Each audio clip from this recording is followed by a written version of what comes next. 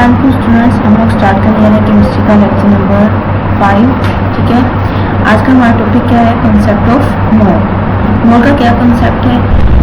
Simple word में सारा lecture start करने से पहले मैं आप लोगों को बता दूं कि एक मोल जो है वो एक दर्जन की तरह, जिस तरह हम लोग वैसे आम नॉर्मल रूटीन के अंदर एक दर्जन की बात करते हैं, तो इसी तरह हम लोग केमिस्ट्री के अंदर जो है वो एक मोल की बात करते हैं, या एक दो मोल, मतलब किसी की चीज़ के मोल की बात करना ऐसी है जैसे आम रूटीन के अंदर किसी चीज़ की दर्जन के अंदर बात करना, डजन के अंदर बात करना। ठीक है, अब हम चलते हैं आगे फर्दर डिटेल के ऊपर। जो बात मैंने स्टार्ट में की है इसका हम आगे यूज़ करेंगे, वो मैं आपको बताऊंगी। ठीक है, एटम जो होता है वो बहुत ही स्मॉल पार्टिकल होता है, ये इस कदर स्मॉल होता है कि इसके मैसेज को जो है वो हम क्वान्टिटेटिवली जो है वो मतलब डिस्कस करना या उसे स्टडी करना जो है हमारे लिए पॉसिबल नहीं होता। तो हम लोगों ने इनके मैसेज को एक्सप्रेस करने के लिए जो था वो यूनिट यूज़ किया था। वो यूनिट क्या था? एटॉमिक मास यूनिट, क्योंकि एटम जो था वो बहुत ही स्मॉल पार्टिकल था। अब इसके मैसेज जो थे वो भी स्मॉल मैसेज मतलब क्वांटिटी के अंदर आते थे, तो इसलिए हम लोगों ने अपनी आसानी के लिए जो यूनिट था वो एटॉमिक मास यूनिट यूज़ कर लिया। ऐसा हरगिज़ नहीं है कि हम एटम के मास को जो है वो सिर्फ एटॉमिक मास यूनिट के अंदर ही एक्सप्रेस कर सकते हैं। हम एटम के मैसेज को जो है वो ग्राम्स के अंदर भी रिप्रेजेंट कर सकते हैं, हम इसके मैसेज को जो है वो केजी के अंदर भी रिप्रेजेंट कर सकते हैं, पाउंड्स के अंदर भी, या किसी भी डिफरेंट यूनिट के अंदर हम इसके मैसेज को एक्सप्रेस कर सकते हैं। अब हम फर्दर आगे जाने से पहले मैं आपको बता दूं कि हमारे पास जितनी भी मैटर है या सब्सटेंसेस है वो तकरीबन 3 तरह की 4 तरह की कैटेगरीज के अंदर हम उन्हें मोस्टली स्टडी करते हैं। फर्स्ट वन हम उन्हें स्टडी करते हैं या तो एलिमेंट की फॉर्म के अंदर, ठीक है, या फिर हम उन्हें देखते हैं हमारे पास मॉलिक्यूल्स की फॉर्म के अंदर, या फिर हम उसे देखते हैं फॉर्मूला यूनिट्स की फॉर्म के अंदर, मीन आयनिक कंपाउंड के अंदर, या फिर हम देखते हैं आयंस की फॉर्म के अंदर। मीन के हमारे पास जो भी सब्सटेंसेस हैं या तो वो एलिमेंट्स होते हैं, या फिर वो मॉलिक्यूल्स होते हैं, या फिर वो formula units mean ionic compounds होते हैं, या फिर वो सिंपली आयंस होते हैं। अब हम बात करते हैं एलिमेंट। एलिमेंट के अंदर इसका मोल का क्या कॉन्सेप्ट है? एलिमेंट का जो मैस होता है, एलिमेंट जो होती है वो किस चीज़ पर मुश्तमिल होती है? वो हमारे पास मुश्तमिल होती है एटम पर। एलिमेंट किससे मिलकर बनी होती है? एटम्स पर। और एटम्स का जो मैस होता है उसे हम बोलते हैं एटॉमिक मैस। अगर उस एटॉमिक मैस को हम लोग AMU की बजाय सिंपल AMU की बजाय हम लोग सिंपल जो है उस मैस को ग्राम्स के अंदर रिप्रेजेंट करें, ठीक है, तो हम उसे बोलेंगे 1 ग्राम एटम। मतलब मैस वही है जो कि एटम का मैस होता है। जैसे सोडियम का 23 है, अगर AMU में था, अगर हम उसे लिख दें ग्राम्स के अंदर 23 AMU के बजाय हम लिखते हैं 23 ग्राम्स, तो वो बन जाएगा हमारे पास 1 ग्राम एटम। इस 1 ग्राम एटम को जो है हम 1 ग्राम मोल भी बोलते हैं, या फिर सिंपली मोल भी बोलते हैं। सिंपल टर्म्स में कहा जाए तो जो एटॉमिक मैसेज थे एलिमेंट्स के, अगर हमने उनका यूनिट जो था वो AMU से चेंज करके ग्राम्स में कर दिया है, तो वो हमारे पास जो मैस है, जब वो चीज़ जो है वो मोल कहलाएगी। ठीक है, अब किसी भी एलिमेंट के मोल्स को फाइंड आउट करने का तरीका क्या है कि हम लोगों ने उनके जो मैसेज हैं एलिमेंट के, उनके मैसेज को डिवाइड कर देना है उनके मोलर मैसेज के साथ। फॉर एग्जाम्पल ये मैं आपको समझा देती हूँ कैसे। अगर मेरे पास किसी भी चीज़ का जो मैस है वो दे दिया गया मुझे, फॉर एग्जाम्पल मुझे कहा गया कि आप लोग आपके पास जो 46 ग्राम जो थी वो सोडियम है, ठीक है, 46 ग्राम क्या है? सोडियम है, और 46 ग्राम सोडियम का जो है वो मैंने मैस फाइंड आउट करना है, और सॉरी 46 ग्राम सोडियम के अंदर जो है वो मैंने मोल्स फाइंड आउट करने हैं। तो मैं क्या करूँगी? सबसे पहले जो इसका मैस था, इसके मैस को मैं डिवाइड कर दूँगी सोडियम के जो उसका मोलर मैस है उसके साथ। वो कितना है मेरे पास? 23। अभी बेटा आप लोग मोलर मैस के ऊपर कंफ्यूज ना होइएगा, ये हम आगे मतलब इसी लेक्चर के लास्ट पे जो है हमारी ये बात क्लियर हो जाएगी। जब मैंने इसे 23 के साथ 46 को डिवाइड किया तो मेरे पास आंसर आया 2। इसका मतलब है जब मैंने सोडियम के 46 ग्राम्स लिए हैं तो मेरे पास सोडियम के 2 मोल आए। तो ये सिंपल हमारे पास मेथड था किसी भी एलिमेंट के जो थे वो मोल्स को फाइंड आउट करने का। कि मोल को फाइंड आउट करने का तरीका क्या है? एलिमेंट के मैसेज को हम लोगों ने जो ग्राम्स में दिया गया था उस मैस को हमने उसके मोलर मैस के साथ क्या कर दिया? डिवाइड कर दिया। अब यहाँ पे हमने एग्जांपल लिया सोडियम एलिमेंट है। सोडियम एलिमेंट किस चीज़ पर मुश्तमिल होती है? सोडियम के एटम पर मुश्तमिल होती है, और सोडियम का जो एक एटम होता है उसका मैस कितना होता है? 23 AMU। अगर मैंने इसको फाइंड आउट करना है कि कितने मोल्स हैं, तो मैंने जस्ट उस 23 AMU को क्या किया डिवाइड कर दिया तो मेरे पास क्या आ जाएगा, जो सोडियम एटम का 1 मोल आ जाएगा या फिर 1 ग्राम एटम ऑफ सोडियम आ जाएंगे। ठीक है, अब यहाँ पे एक बहुत इंपॉर्टेंट शॉर्ट क्वेश्चन है जो कि अक्सर एग्जाम के अंदर आता है, यहाँ पे वो बात भी करें इस चीज की। ठीक है, वो कह रहे क्वेश्चन जो आता है, पहले मैं वो बता दूं आप लोगों को। अक्सर ये क्वेश्चन आता है कि 1 atom of magnesium is twice heavier than the 1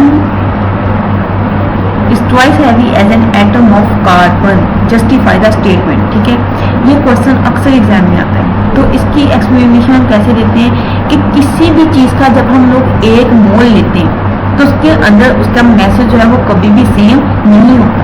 कैसे, अब देखिए मैंने 1 मोल लिया हाइड्रोजन का, उसका मैस कितना था 1.008 ग्राम। 1 मोल मैंने लिया जो है वो कार्बन का, उसका मैस कितना था 12.00 ग्राम। 1 मोल जो था मैंने लिया यूरेनियम का, उसका मैस कितना था 238 ग्राम। अब सबके नंबर ऑफ मोल्स तो सेम है लेकिन उनके अंदर उसका मैस जो है वो डिफरेंट है। अब बेटा उस बात पे आ जाए जो मैंने स्टार्टिंग में लेक्चर में कही थी कि 1 मोल क्या है, सिंपल 1 दर्जन की तरह है। देखिए 1 दर्जन में तरबूज ले लूं, 1 दर्जन में किन्नू ले लूं, दोनों की ली मैंने 1-1 दर्जन है, लेकिन क्या 1 दर्जन किन्नुओं का वजन और 1 दर्जन तरबूज का वजन बराबर होगा? कभी भी नहीं। इसी तरह 1 मोल हाइड्रोजन के, 1 मोल कार्बन के और 1 मोल यूरेनियम के, इन सब का वजन भी बराबर नहीं हो सकता। मीन मोल्स तो सेम हो सकते हैं लेकिन उनका वजन बराबर नहीं हो सकता। इसी एक्सप्लेनेशन को आप लोगों ने अपने क्वेश्चन के अंदर जो है वो से देना है कि हमने 1 एटम मैग्नीशियम का लिया और 1 एटम कार्बन का लिया, तो इसका मतलब है हमने 1 मोल मैग्नीशियम का लिया और 1 मोल हमने किसका लिया है, कार्बन का। और हर किसी के हर एलिमेंट के 1-1 मोल के अंदर उनके मैसेज की तादाद जो होती है वो दूसरे एलिमेंट के मैसेज से डिफरेंट होती है। अगर मतलब मैग्नीशियम के एटम होते तो उन सबके मैसेज सेम होते, लेकिन अब मैं मैग्नीशियम को कार्बन के साथ कंपेयर कर रही हूँ तो 1 मोल मैग्नीशियम का मैस जो है वो 1 मोल कार्बन के मैस के बराबर नहीं हो सकता, क्योंकि 1 mole of different elements have different message. ठीक है, ये बात क्लियर हो जानी चाहिए। अब हम दूसरी बात करते हैं कि हमारे पास जो थी, मैंने कहा था कि जो सब्सटेंसेस है वो एलिमेंट के फॉर्म में पाए जाते हैं और किसके फॉर्म में पाए जाते हैं, मॉलिक्यूल्स के फॉर्म में पाए जाते हैं।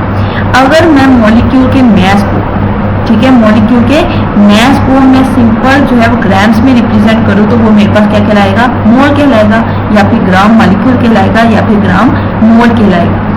सिंपल आप उसे कह लें कि अगर मैंने मॉलिक्यूलर मैस जो था उसे मैंने ग्राम्स में लिख दिया तो मेरे पास क्या हो जाएगा, 1 मोल। इसे फाइंड आउट करने का भी सेम वही तरीका है कि मोल को फाइंड आउट करने के लिए मैंने क्या करना है, मैंने मॉलिक्यूलर मैस जो सब्सटेंस का था उसे मैंने डिवाइड कर देना है उसके मोलर मैस के साथ। ठीक है, तो जैसे हमारे पास जो है मॉलिक्यूलर 1 ग्राम जो मॉलिक्यूलर मैस है वाटर का वो कितना होता है 18 AMU की बजाय मैंने उसे किस में लिख दिया है ग्राम्स के अंदर, तो ये क्या कहलाएगा 1 ग्राम वाटर का। इसी तरह 1 ग्राम सल्फ्यूरिक एसिड का 98 ग्राम, 1 ग्राम मॉलिक्यूल ऑफ सक्रोज है वो 342 ग्राम। अब यहाँ पे वही बात है कि 1 gram of molecules have different molecular substance, 1 gram molecules of different molecular substances have different message. ठीक है, कि 1 मोल जो है वो मैंने डिफरेंट सब्सटेंसेस का दिया तो उनके अंदर उसके मैसेज क्या है, डिफरेंट है। इसी तरह हम बात करते हैं आयनिक कंपाउंड की, तो फार्मूला यूनिट हम किसके लिए यूज करते हैं, आयनिक कंपाउंड के लिए यूज करते हैं। अगर आयनिक कंपाउंड के मैस को भी मैंने AMU के बजाय सिंपल जो है वो ग्राम्स में रिप्रेजेंट कर दिया है, मीन जैसे सोडियम क्लोराइड का मैस AMU के अंदर कितना होता है 58.50 AMU, लेकिन मैंने 58.50 AMU की बजाय अगर मैंने ग्राम्स लिख दिया तो ये क्या हो जाएगा, 1 मोल हो जाएगा सोडियम का। इसके भी जो हमारे पास है मोल्स फाइंड आउट करने का सेम तरीका है कि इनके जो आयनिक मैसेज हैं उनको ग्राम्स के अंदर जो दिया गया होगा उसे हमने डिवाइड कर देना है इनके फार्मूला मैस के साथ। फॉर एग्जांपल यहाँ पे मैं आप लोगों को अपनी एग्जांपल दे देती हूँ कि मैंने कहा है कि मैंने जो था वो 108 ग्राम जो है वो सोडियम क्लोराइड लिया है और 108 ग्राम सोडियम क्लोराइड के अंदर मुझे बताओ कितने मोल्स हैं। तो आप क्या करोगे, 108 को डिवाइड कर दोगे 58.50 के साथ। ठीक है, डिवाइड किया जो आंसर है वो आप लोगों के पास क्या आ जाएंगे, सोडियम क्लोराइड के मोल्स आ जाएंगे। अब बेटा सेम आ जाए कि हमारी चौथी स्पीशीज जो कौन सी थी, वो कौन सी थी, आयन की फॉर्म में थी। कि आयन के फॉर्म जब हम सिंपल जो आयन्स होते हैं उनके मैसेज को हम लोग एएमयू के बजाय ग्राम्स के अंदर रिप्रेजेंट कर दे तो वो भी क्या कहलाएंगे, मोल्स ऑफ आयन कहलाएंगे। इसको भी फाइंड आउट करने का यही तरीका है कि जो आयनिक स्पीशी है उसका मैस ग्राम्स में कितने हैं, उसे उसके फार्मूला मैस के साथ डिवाइड कर दें आयनिक स्पीशी के, तो हमारे पास उसके क्या आ जाएंगे, मोल्स आ जाएंगे। जैसे हाइड्रोक्सल आयन है तो मैं कहती हूँ कि मुझे जो है वो 34 जो है वो हाइड्रोक्सल आयन दे दिए गए 34 ग्राम, तो मुझे बताओ कि मैंने कितने मोल्स लिए हाइड्रोक्सल आयन के, OH नेगेटिव आयन जो होता है, ठीक है। तो मैं क्या करूँगी 34 को इसका जो मोलर मैस था, जो मॉलिक्यूलर मैस था और फार्मूला मैस था वो कितना था, 17 ग्राम। तो 34 को 17 ग्राम के साथ डिवाइड करूँगी तो मेरे पास आंसर क्या आ जाएगा 2। तो इसका मतलब है मैंने इस हाइड्रोक्सल आयन के कितने मोल्स लिए हैं, 2 मोल्स लिए। अभी तक जितना हम लोगों ने डिस्कस किया है, हम लोगों ने इन सब के अंदर एक चीज जो है वो जो कॉमन देखी है वो क्या है कि डिफरेंट एलिमेंट्स के, डिफरेंट मॉलिक्यूल्स के, डिफरेंट फार्मूला यूनिट्स के और डिफरेंट आयंस के जो नंबर ऑफ मोल्स हैं वो तो सेम हो सकते हैं। मतलब मैं अगर सारी चीज़ों का एक एक मोल ले रही हूँ तो वो तो बात ठीक है, लेकिन सबके एक एक मोल के अंदर जो उनका मैस है वो डिफरेंट है। मतलब 1 मोल सोडियम क्लोराइड लिया, 1 मोल सोडियम कार्बोनेट लिया, 1 मोल मैंने सिल्वर नाइट्रेट लिया, तो सबके अंदर जो उनका मैस है वो मुख्तलिफ है। 1 मोल जो है वो मैंने सक्रोज लिया, 1 मोल मैंने जो है वो ग्लूकोज लिया, या 1 मोल मैंने सल्फ्यूरिक एसिड लिया, या फिर 1 मोल मैंने वाटर लिया, तो इन सब के अंदर भी इन सबका मैस क्या है, डिफरेंट है। मतलब मोल सेम है लेकिन सबका मैस क्या है, डिफरेंट है।